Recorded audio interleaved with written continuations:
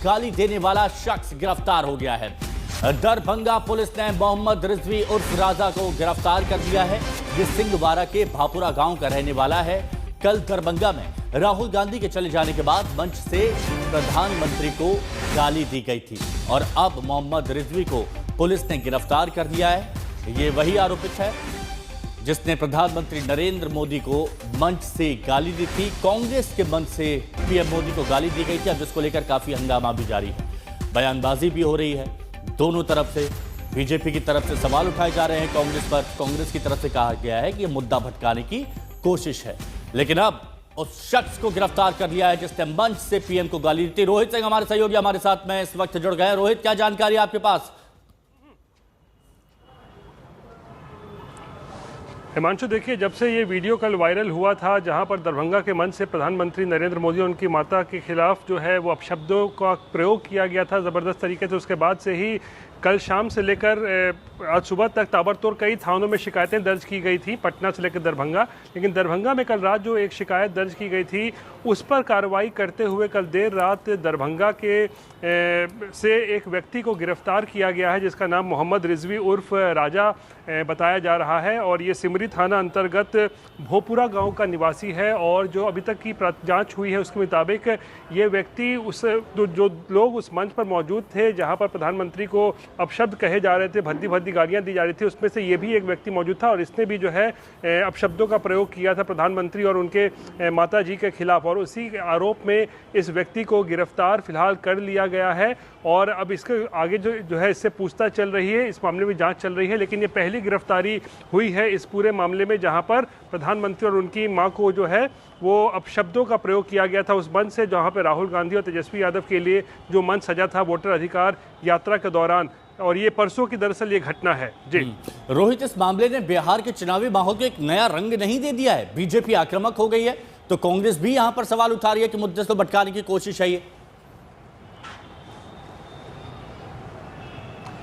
बिल्कुल, देखिए, आप याद कीजिए सिर्फ एक सप्ताह पहले बोधगया में थे प्रधानमंत्री नरेंद्र मोदी जहां से उन्होंने मन से कहा था कि मुझे क्या क्या गालियां नहीं दी जाती हैं, मुझे मेरे खिलाफ क्या क्या नहीं बोला जाता है, गालियां दी जाती हैं मुझे।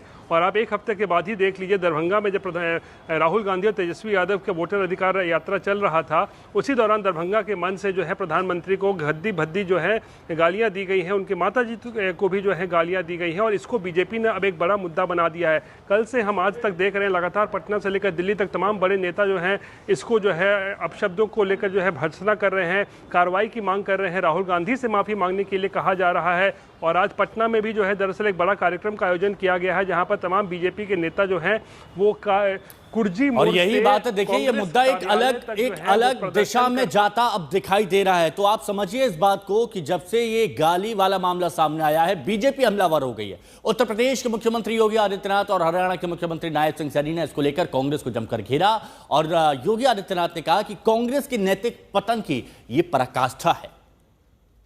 इंडी गठबंधन के नेताओं के द्वारा प्रयुक्त किए जा रहे इस प्रकार के अमर्यादित आचरण का जवाब लोकतांत्रिक तरीके से देगी वहां पर और आने वाले समय में इस प्रकार के अमर्यादित आचरण करने वाले लोगों को पूरी तरीके से खारिज करने का कार्य करेगी,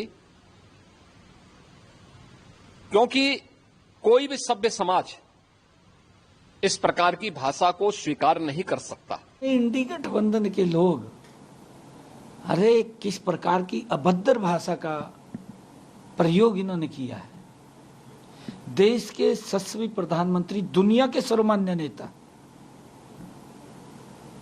अरे मोदी जी ने गरीब व्यक्ति के हित के अंदर काम कर रहे हैं, उसकी जो तपस्या है, उसकी जो मेहनत है, कांग्रेस तो उसके लाग पास भी नहीं है। किस प्रकार की भाषा बोल रहे हैं?